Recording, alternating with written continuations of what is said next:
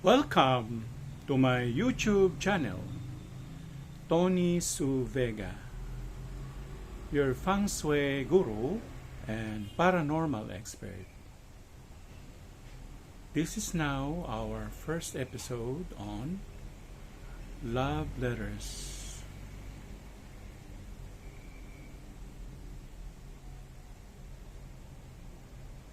Dear someone,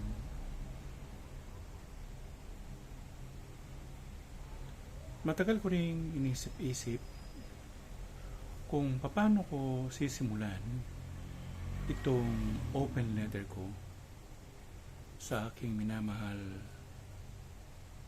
na nagkahiwalay kami. Hindi inaasahan ang aming pag-aaway. At ngayon, ako ay mag-isang naninirahan sa Sydney, Australia. Marami ring babae dito, pero wala ni isa sa kanila ang gusto kong makasama habang buhay. Nagsisisi nga ako sa mga nangyari, pero alam ko, ako ang may kasalanan nito. Hindi ko siya sinisisi. Si Helen, sa mga nangyari. Nasa kanya ang mga anak ko. Hindi lang sa kanya. Meron pa akong 3 babae na nanakan maliban sa kanya. Sa lunduan ng panahon, ngayon ay naglalaro na ako sa edad 50 at hinahanap-hanap ko pa rin si Helen. Nagkaroon din ako ng relasyon dito sa Australia, pero matagal na ang mga 6 na buwan, nagkahiwalay rin kami. Masyadong dominante ang babae.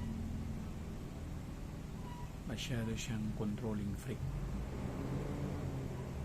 At ang hindi ko inaasahan ay kakasuhan pa niya ako. Malaking pera ang nilabas ko para dito. Para magkaroon kami ng divorce. So nag-divorce kami.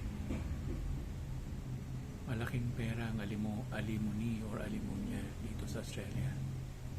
So hindi basta-basta nag-divorce. At nakita ko ang kaibahan ng Pinay at ng babaeng Australiana. Hindi lang dahil sa amoy, iba rin ang amoy ng Pilipino o Pilipina. Mababait naman ng mga Australiana, tsaka mabait din naman yung pangasawa ko.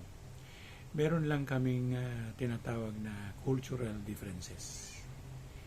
Hindi namin napapagkasunduan ng mga bagay.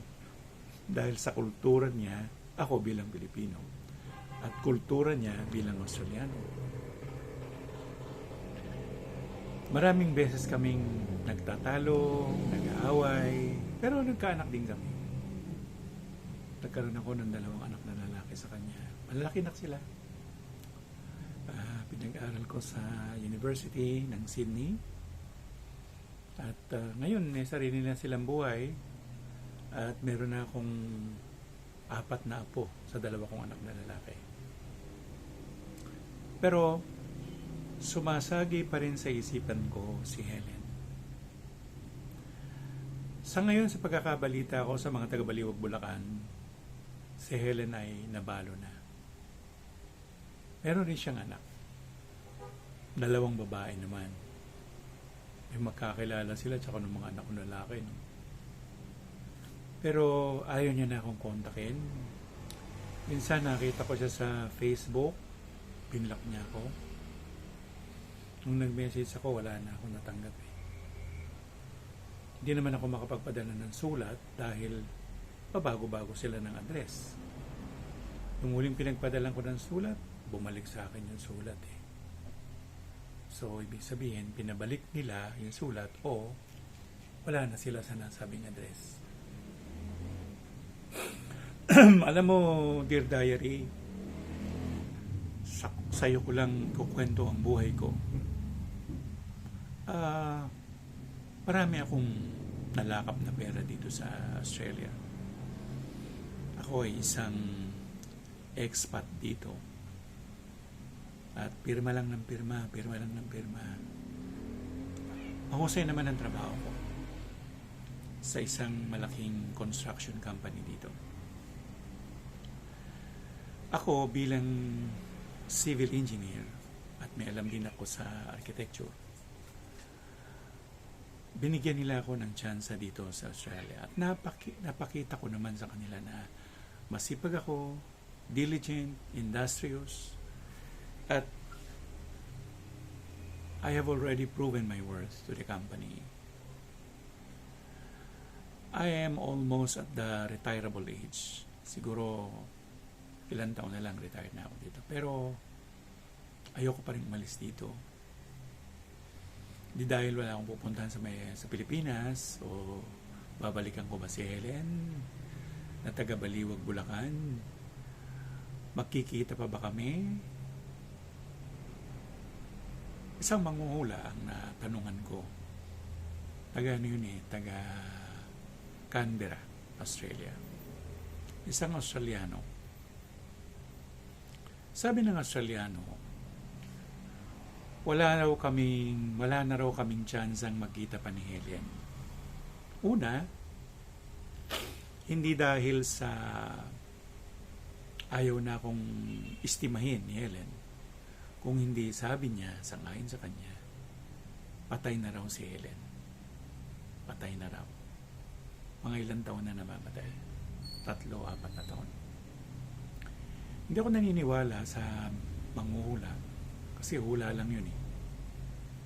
Pero sinubukan kong kontakin ang mga kamag-anakan niya ng mga taga Baliwa. Wala silang masabi. Parang sinara nila ang kanilang bibig pagdating sa akin. Alam kasi nila kung gaano kalaking impyerno ang dinanas ni Helen sa kamay ko.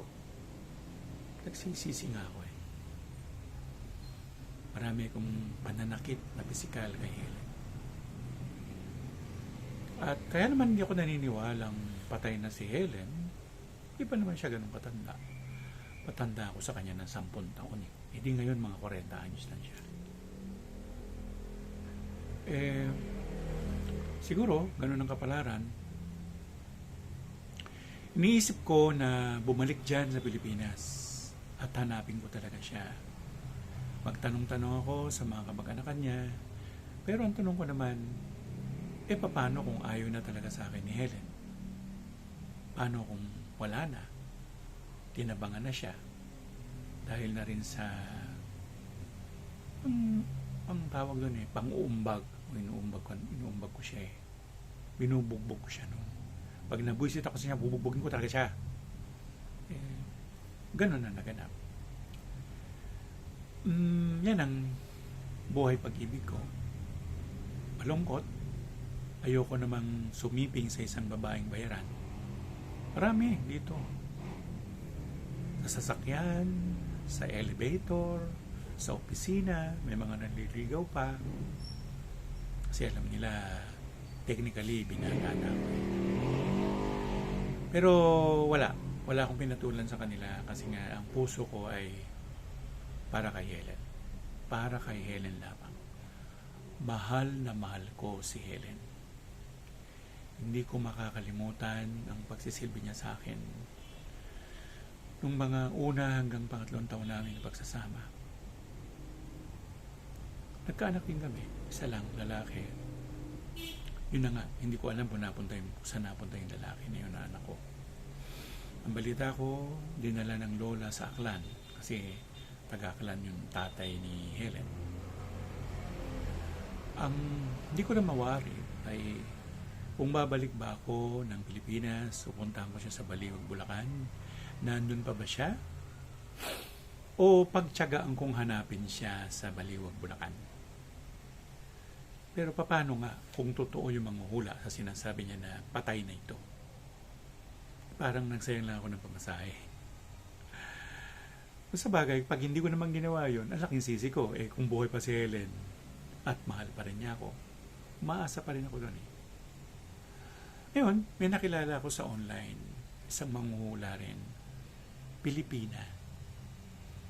Ang sabi ng Pilipina, Sir, buhay pa yung asawa mo, nasa Maynila. Totoo ka, balo, di na nag-asawa muli.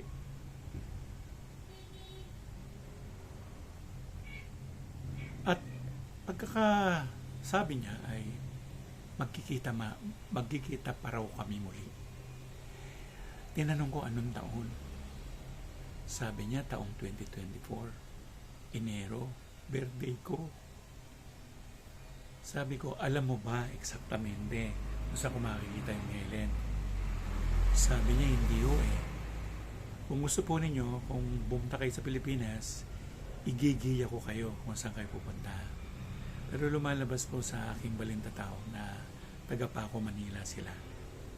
Malapit lang sila sa isang palengke malapit sa Santa Ana, Manila. Lubos pa rin ako umaasa, Dear Diary. Sana nga, totoo ang sinabi ng Pinay na manghuhula. Medyo mahal ang siningil niya sa akin, ha? Ayoko na lang sabihin ko magkano. Pero worth it naman, tingin ko, worth it dahil ang sabi niya binigyan niya ako ng pag-asa na buhay pa si Helen. At sinabi rin niya na hindi na muling nag-asawa si Helen. So, sa pagkakasabi rin niya, yung anak namin, o yung anak ko kay Helen, ay kasama ni Helen sa bahay niya na tinitiran niya. At ang nagtataguyod ngayon kay Helen ay yung pensyon niya o maliit lang na pera, hindi naman pensyon. Pero mabubuhay na sila noon. At nagtayo ng ng 7-Eleven. Kaya tingin ko magkikita kami dahil 7-Eleven, ilan lang yun eh. O Paco, di maganap ako sa Paco ng 7-Eleven. Magtanong-tanong ako doon, di ba? Gamitin ko yung pagka-investigador ko. Sa ngayon, malaki ang pag-asa ko na magkikita kami ni Helen. Na sa bandang uli, gaganda rin yung buhay pag-ibig ko. At gano'n din sa kanya. Malaki ang sisi ko nung naganap yun. Actually, first love ko nga si Helen hindi niya alam. Pero nung naging mag-asawa na kami, hindi na ako birhen. Meron na ako mga kinasama, isa o dalawa. Pero Dear Diary, ito, kaya ako nire-record ito sa YouTube channel. Itong istorya ko, sana ay magsilbing leksyon sa mga mag-asawa, magkakasintahan, magkakapartner. Kung nag-away kayo, huwag nyo munang isara yung pintuan. Kasi ultimatum agad eh. Mag-usap muna kayo. At kung may mga anak kayo, i-involve nyo yung mga anak nyo. Ano ang mga magiging repercussion o ano magaganap kung mangyari yung hiwalayan. At kung maaari, merong isang, sabi na lang natin, barangay official o isang mediator para magkaroon ng neutrality, hindi bias ang isa't isa. Kasi kung isipan mo lang na gano'n, siyempre yun ang desisyon mo, hindi lang desisyon niya. Magkakahiwalay nga kayo. Di ba, ang punto natin ay ngayon, nagsisisi nga ako, ba't ko siya hiniwalayan? Nagsisisi ako, bakit hindi ko itinaguyod ang pamilya ko. Napakabait ni Helen. Namimiss ko na siya. At base nga dun sa manghuhulang Pinay, sabi niya magkikita pa raw kami. So hihintayin ko yun. Kaya itong istoryang ito ay meron tong kasunod. At bilang hindi naman payo kung hindi isang pagbubukas ng isipan. Ang relasyon ay two-way traffic. Kung siya lang ang kumakabig, di hiwalayin mo na talaga. Di ba? Pero kung ang relasyon naman ninyo ay give and take, at walang pananakit, walang brutality. Minsan may alam ako yung lalaki, under desire. Binubugbog pa niya yung dito sa Australia. Nako. Ayoko na lang magkwento. Pero yun nga, minsan nababalitaan mo, makikita mo sa TV, makikita mo sa social media na ganito. Bakit? Ano nangyari? Sino ba ang humahabol kanino? Yun pa. Dapat, sa umpisa pa lang ng pagmamahalan ninyo, alam mo sa sarili mo na mahal ka niya. Dahil kung hindi at naglalaro lang siya, ay lalaruin ka niyan for life. Peperahan ka, uutakan ka, gagawin kang sugar daddy o sugar mommy. Pero alam nyo, mababait ang mga Australiano. Wala pa akong makasalamuhan na hindi mabait na mga Australiano. Lalo na mga taga-probinsya, mababait sila. Wala akong reklamo sa kanila, lalo na pagdating sa good human relationship o yung tinatawag na good human dynamics. Andyan yan. Minsan nahanapin ka pa nila by telephone.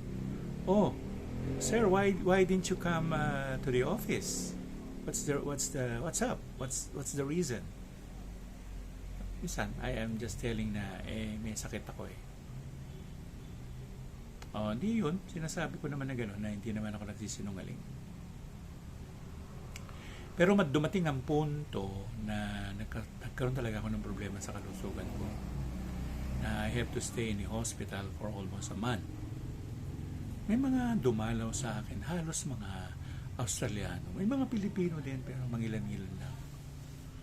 Tapos, yung mga gastusin ko sa hospital, sa pagkain, yung iba, sinasagot nila eh. Kaya mababait sila. Hindi ko pa naranasan na pagkaitan nila ako ng tulong. Hindi. Super babait ang mga Australiano. Kahit may mga kababayan natin ng mga Pilipino na nakapag-asawa ng Australiano o Australiana, mababait din sila. Very peace-loving people ang mga tao na nandito. Yun lang, pakikibagay mo yung kultura nila. Kasi ibang ang matitipid. Matitipid sila. At tatanungin ka nila, it's that extravagance? Gaganunin ka nila eh. Bakit ka gumagastos ng ganyan? Mga Pilipino pa naman pag nasa ibang bansa, hindi lang matipid. bilang nila yung ultimong penny o a quarter. Oo. Sa Australia, dito, hindi uso yung tip. Hindi uso yun. Pag hindi ka naman nagtip, parang ang sama ng loob ko. Pero marami akong naging kaibigan dito. Pareho lang, lalaki, babae, gay, tomboy. Marami akong naging kaibigan dito. Hindi lang mga Pilipino, mga Australiano. At nakita ko sa mga karanasan nila na yung buhay pala, nasa pagtingin mo yan. Nasa pagtingin mo ano nangyayari sa buhay mo. Kaya ayoko nang pakahabaan yung kwento kong ito kasi meron tong second segment. Ang pamagat nito ay Dear Diary from Sydney.